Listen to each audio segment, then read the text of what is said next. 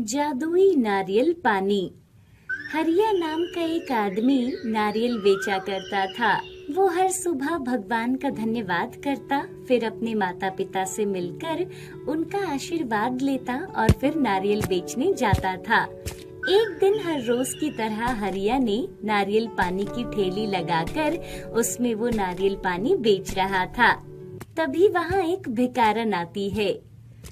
एक आइसक्रीम दे दो। आइसक्रीम खानी है इस भिखारन को, चल भाग यहाँ से। तभी हरिया अपनी ठेली में से एक नारियल उठाता है और उसे उस भिखारन को दे देता है। ये लो, आप नारियल पानी पी लो। वो औरत नारियल पानी पीकर बहुत खुश हो जाती है। अरे क्या जरूरत थी इस भिखारन को नारियल पानी देने की, ये ऐसे ही करते हैं, काम धंधा कुछ करते नहीं, बस मांगना शुरू कर देते हैं। अरे कोई बात नहीं, एक नारियल ज्यादा बेचकर कौन सा मैं अमीर हो जाऊंगा, और इसे एक नारियल देकर ना ही मैं गरीब हो जाऊंगा, इसलिए तुम ज्यादा मत सोचो। कुछ ही देर में वहाँ एक आदमी हरिया से नारियल पानी लेता है और एक एक करके लोगों की भीड़ लग जाती है। सब लोग हरिया से नारियल पानी खरीद रहे थे और कुछ ही देर में हरिया के सारे नारियल बिक जाते हैं। ये सब गोपी देख रहा था। पता नहीं ये लोगों को क्या हो गया है, इस हरिया से 50 रुपए का नारियल पानी पीकर सभी खुश हैं, लेकिन 10 रुपए की आइसक्रीम नहीं खाते। गोपी, मैं अभी घर चलता हूँ, मेरे सारे नारियल खत्म हो गए हैं। हाँ हाँ ठीक है, तुम जाओ। ऐसे ही समय बीतता रहता है। हरिया सभी जरूरतमंद लोगों की मदद करता था। एक दिन छोटा सा बच्चा वहाँ आता है। अंकल, एक चॉकलेट वाली आइसक्रीम दे दो। हाँ हाँ अभी दे देता हूँ। गोपी 10 रुपए की चॉकलेट वाली आइसक्रीम निकालता है और उस बच्चे को देता है, और वो बच्चा 5 रुपए का सिक्का देता है। अरे ये आइसक्रीम 10 रुपए की है, 10 रुपए दो, 5 का सिक्का क्यों दे रहे हो? मेरे पास यही है अंकल। गोपी बच्चे से आइसक्रीम छीन लेता है। अगर पैसे नहीं है तो आइसक्रीम भी नहीं मिलेगी, चलो भागो यहाँ से, पता नहीं ये लोग कहाँ से आ जाते हैं। बच्चा बहुत दुखी हो जाता है। तभी हरिया बच्चे को आवाज लगाता है। आइसक्रीम खानी है तुम्हें? हाँ अंकल जी। तुम्हारे मम्मी पापा कहाँ हैं? मेरे मम्मी पापा नहीं है, मैं अपनी दादी के साथ रहता हूँ। हरिया उसे अपनी जेब से 10 रुपए निकाल कर देता है। जाओ, अब उस अंकल को पैसे देकर आइसक्रीम खा लो। बच्चा खुशी से गोपी के पास जाता है और उससे आइसक्रीम ले लेता है। देख हरिया, तेरी वजह से यहाँ भिखारी बच्चे सब फ्री में चीजें मांगने आ जाते हैं, क्योंकि तूने इन सबको सर पर चढ़ाया हुआ है। तू क्यों इनको ये चीजें बांटता रहता है, जैसे तू खुद तो बहुत अमीर है। हरिया हंसने लगता है और कुछ नहीं बोलता, लेकिन गोपी को हरिया के ऊपर बहुत गुस्सा आ रहा था। सुबह से दोपहर हो जाती है और दोपहर तक ही हरिया के सारे नारियल बिक जाते हैं। इधर गोपी की अभी 1-2 आइसक्रीम ही बिकी थी। इस हरिया का तो कुछ करना पड़ेगा, इसकी वजह से लोग आइसक्रीम नहीं खाते, इसी से नारियल पानी पीते हैं। रात हो जाती है। हरिया अपनी नारियल से भरी ठेली अच्छे से ढककर घर के बाहर खड़ा कर देता है। रात को गोपी वहां आता है और नारियल से भरी ठेली को वहां से लेकर जाता है। जब सुबह हरिया उठता है और घर के बाहर वो देखता है कि वहां नारियल की ठेली नहीं थी। हे भगवान, मेरी ठेली कहाँ चली गई? हरिया के माँ बाप भी बाहर आते हैं। हे भगवान, मेरे बेटे की थैली कहाँ चली गई? तुम दोनों परेशान मत हो, भगवान सब ठीक कर देंगे। हरिया बहुत परेशान हो जाता है। इधर गोपी जब सोकर उठता है आज तो मेरी ही आइसक्रीम बिकेगी, आज वो ठेली वाला नारियल वाला हरिया तो नहीं आएगा। हरिया एक पेड़ के नीचे बैठा था, तभी वहाँ एक बच्चा आता है। अंकल क्या हुआ, आप नारियल पानी नहीं बेच रहे? नहीं बेटा, मेरी नारियल से भरी ठेली रात को चोरी हो गई। ये लो, आप मेरी ठेली ले लो। हरिया हंसने लगता है। बेटा ये तो खिलौना है, इसका मैं क्या करूँगा, इसे तो अपने खेलने के लिए रख लो। नहीं अंकल जी, ये मेरी जादुई ठेली है जो मुझे एक दिन मिली थी।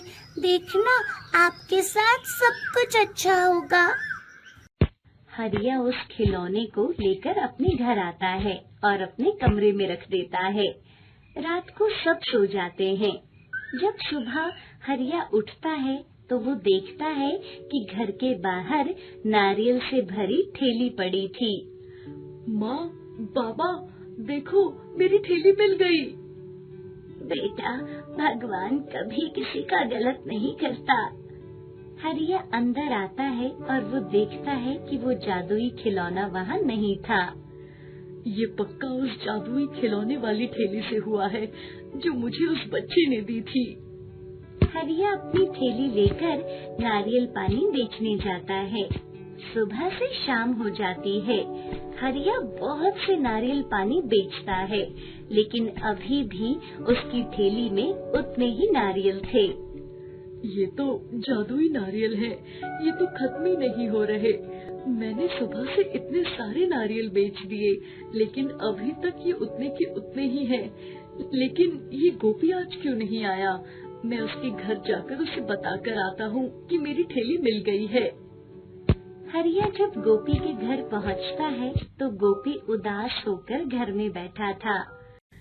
अरे गोपी, आज आइसक्रीम बेचने क्यों नहीं आया? वो मेरी ठेली कोई रात को चुरा कर ले गया और उसके बदले ये खिलौने वाली ठेली छोड़ गया है। लेकिन तुम्हारी ठेली भी तो चोरी हो गई थी।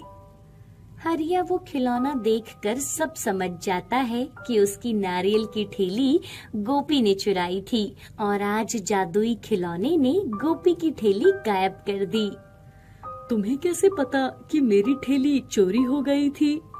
अरे वो मैं तुम्हारे कल घर गया था, तुम्हारे माँ बाबा बात कर रहे थे, तभी मुझे पता चला। अच्छा, अभी मैं चलता हूँ, तू चिंता मत कर। जैसे मेरी ठेली मिल गई, तुझे भी तेरी ठेली मिल जाएगी। और हरिया वहाँ से चला जाता है।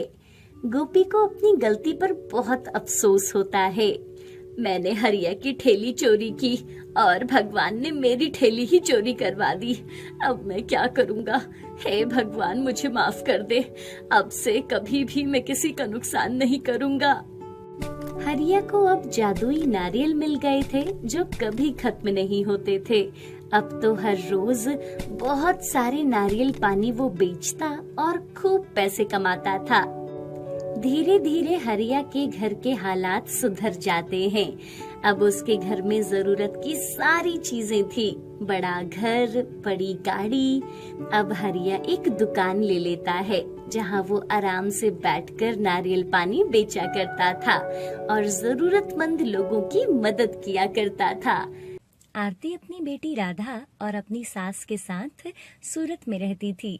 आरती लोगों के घरों में काम करती थी और उसी से उसका घर चलता था। आरती के पति मोहन का कुछ समय पहले ही देहांत हो गया था।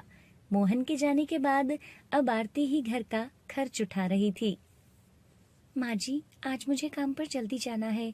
वो मोहिनी मैडम के यहाँ किसी खास रिश्तेदार की शादी है, तो आज उनको शॉपिंग के लिए कहीं जाना है, इसलिए मुझे जल्दी काम खत्म करके आना होगा। मैंने खाना बना के रख दिया है, आप और राधा खाना खा लेना। चलो अभी मैं चलती हूँ। ऐसा कहकर आरती काम पर चली जाती है। आरती जिस मोहिनी मैडम के घर में काम करती थी वो बहुत अमीर लोग थे और वो दिल की भी बहुत अच्छी थी। कुछ देर के बाद दादी आरती को आवाज लगाती है, राधा, ओ राधा, कहाँ चली गई? पता नहीं कहाँ चली जाती है ये लड़की। तभी घर के पीछे से आवाज आती है, जी दादी जी, मैं यहाँ हूँ। तू फिर वहाँ चली गई? जब देखो इस मेहंदी के पेड़ पर लटकी रहती है। चल नीचे आ, मेरे साथ काम में मदद करा। दादी मुझे आज मेहंदी लगानी है, इसलिए मेहंदी के पत्ते उतार रही हूँ। आप माँ को बोल दो ना। आरती काम पर चली गई है, तू जल्दी इधर आ, पता नहीं ये लड़की कब सुधरेगी। आरती के घर के पीछे एक बहुत बड़ा मेहंदी का पेड़ था जिसे उसकी दादी ने लगाया था और अब वो पेड़ बहुत बड़ा हो गया था। राधा जब छोटी थी तब वो अपनी दादी और अपनी माँ को त्योहार के समय मेहंदी लगाते हुए देखती थी, इसलिए अभी राधा भी पेड़ से पत्तियां उतारकर उन्हें अच्छे से कोन में भरकर रख लेती थी और उसके बाद अपने हाथों पर मेहंदी लगाती थी। राधा को मेहंदी लगाना बहुत पसंद था। तभी अचानक एक चीखने की आवाज सुनाई देती है। आह मम्मी! क्या हुआ राधा? जब राधा की दादी घर के पीछे जाकर देखती है तो राधा पेड़ से नीचे गिरी हुई थी। हे भगवान, ये लड़की ने कुछ तुड़वा लिया होगा अपना। कहाँ लगी? दिखा मुझे। अरे दादी कुछ नहीं हुआ, मैं बच गई। वो नीचे उतरते समय पैर फिसल गया और मैं धड़ाम से नीचे आ गई। कुछ हो जाता तो। अब दांत निकाल रही है। चल उठ, मेरे साथ चल। दादी मेरी मेहंदी के पत्ते बिखर गए, आप जाओ, मैं इन्हें इकट्ठा करके आती हूँ। दादी वहाँ से चली जाती है और राधा सारे पत्ते इकट्ठे करती है और उन्हें पीस लेती है। ऐसे ही शाम हो जाती है। आरती भी काम करके घर आ गई थी। जब वो खाना खाने के लिए राधा को बुलाती है, राधा जल्दी आजा, खाना खा ले। तभी राधा उनके पास आती है। माँ, मैंने तो हाथों में मेहंदी लगा ली। अरे ये लड़की तो पागल हो गई है, इसे मेहंदी के अलावा और कुछ नहीं सूझता। जब देखो हाथों में मेहंदी लगाकर घूमती रहती है। चल हाथ धो ले और खाना खा ले। माँ, क्या आप भी? मैंने इतना सुंदर डिजाइन बनाया है और आप बोल रही हो कि मैं हाथ धो लूं? राधा अपने हाथ अपनी माँ और दादी को दिखाती है। मेहंदी तो सच में बहुत सुंदर लगाई है। अरे वाह राधा, तुमने तो पार्लर वालों से भी सुंदर मेहंदी लगाई है। माँ चलो, अब आप मुझे अपने हाथों से खाना खिला दो। फिर आरती अपने हाथों से राधा को खाना खिलाती है। अगली सुबह आरती की सास की तबीयत खराब हो जाती है। अरे माँ, आपको तो बहुत बुखार हो गया है, आपको तो अस्पताल लेके जाना होगा। आरती मन में सोचती है कि आज राधा को वो काम पर भेज दे। आरती जब राधा के पास जाती है और देखती है कि राधा फिर से मेहंदी के पत्ते पीस रही थी। राधा, तो ये मेहंदी के पत्ते छोड़, माँ जी की तबीयत बहुत खराब है, उनको बहुत तेज बुखार हो गया है, मैं उनको अस्पताल लेकर जा रही हूँ। आज तो मेरी जगह मोहिनी मैडम के घर पे काम पर चली जा और ध्यान से काम करना। बस माँ, सारे पत्ते पीस गए हैं, मैं अभी जाती हूँ। आरती अपनी माँ को डॉक्टर से चेक करवाती है और उनका ध्यान रखती है और दूसरी तरफ राधा भी मोहिनी मैडम के घर पर सब अच्छे से काम कर रही थी।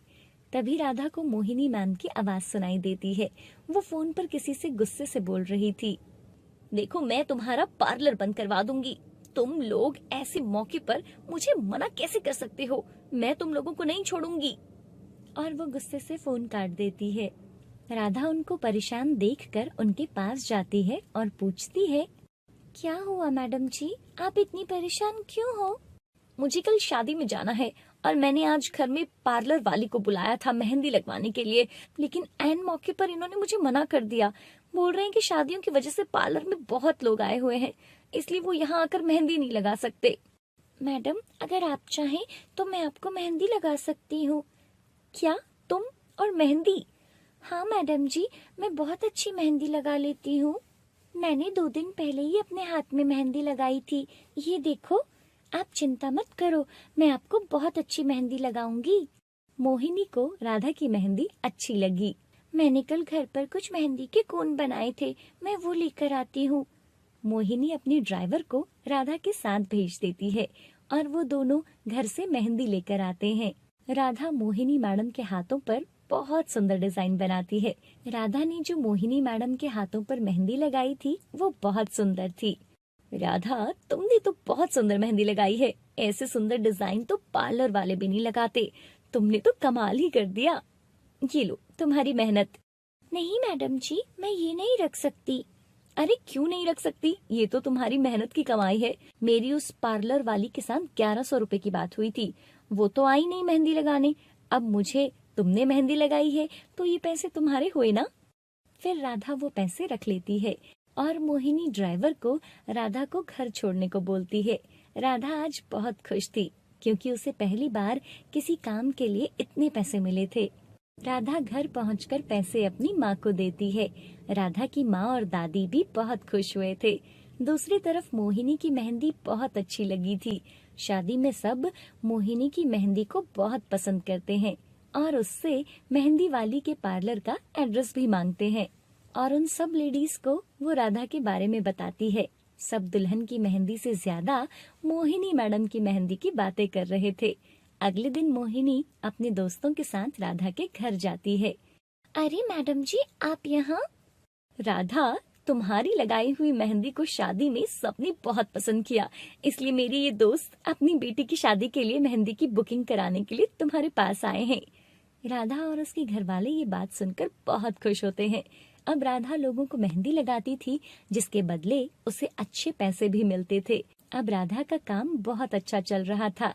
राधा की मेहंदी लगाने की कला को देख बड़े बड़े पार्लर वाले राधा को अपने पार्लर में काम करवाने के लिए बोल रहे थे। फिर राधा एक बड़े पार्लर में काम करने के लिए तैयार हो जाती है और वहाँ वो मेहंदी लगाने के बाद जो समय बचता था उसमें पार्लर का बाकी काम भी सीख लेती है। अब राधा मेहंदी लगाने के साथ साथ पार्लर का बाकी काम भी बहुत अच्छे से कर लेती थी। एक दिन राधा अपनी माँ को बताती है, माँ, मुझे मेहंदी के साथ साथ बाकी काम भी आ गया है। अब मैं अपना पार्लर का काम शुरू करना चाहती हूँ। अरे, ये तो बहुत अच्छी बात है बेटा। मैं तुम्हें ज्यादा पढ़ा तो नहीं पाई, लेकिन तुम अपनी मेहनत और लगन से यहाँ पहुँची हो।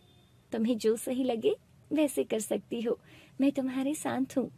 उसके बाद राधा अपना पार्लर शुरू करती है और उसके काम से लोग बहुत खुश थे। उसके पार्लर में दिन भर बहुत लोग आते थे और राधा की माँ आरती ने भी लोगों के घरों में काम करना बंद कर दिया था। राधा ने अब सब कुछ बहुत अच्छे से संभाल लिया था और वह तीनों बहुत खुश थे।